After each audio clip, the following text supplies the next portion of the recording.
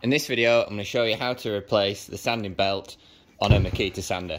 But fortunately, all these sort of belt sanders are very similar in how the belt's released. First thing you want to do, with the old belt still on, is just plug your machine in and just start it. Then turn it off. So now we know that our machine's off, we can start to unplug it. So we'll unplug our tool. That way we know that if we plug it back in, the belt sander's still off. So our tool's now isolated.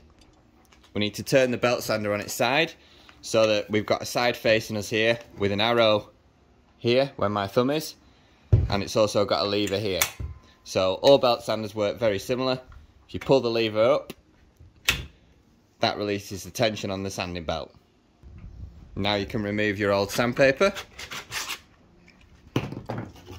Take your new sanding belt. You want to look at the inside of the belt and you'll see there are some directional arrows. So all these new sanding belts are directional, meaning they have to go a certain way on the belt sander. So what you need to do is line these arrows up with this arrow here.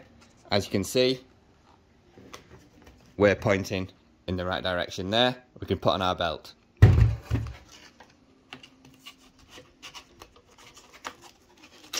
So with the lever up, your belt should slip on nicely. The tool's been isolated so it's all safe, and what we want to do is centre our belt up in the middle of this plate. We don't want the belt too close to this body of the tool. We want our belt in the middle.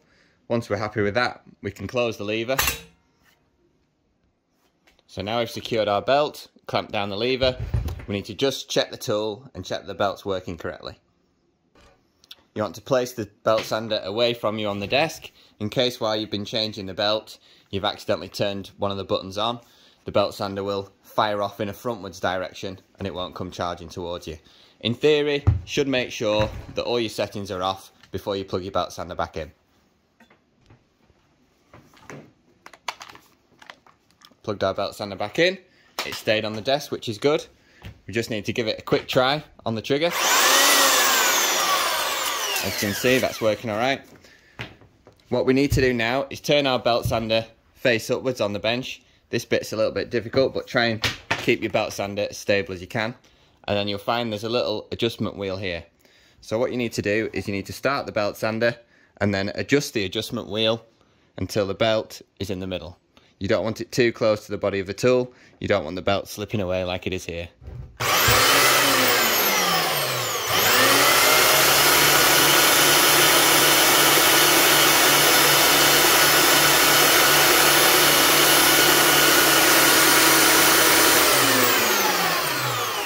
So you want to get the belt in the middle, running true. You always want to make sure that those arrows on the belt are pointing the same direction as the arrow on your tool. The seam on the belt is designed to run one way. If you have your belt on your belt sander the wrong way, it can ruin that seam where the belts join together and cause your sandpaper to wear out a lot quicker. It's always important to get it the right way around, centre it up on your belt sander, and then you're good to go.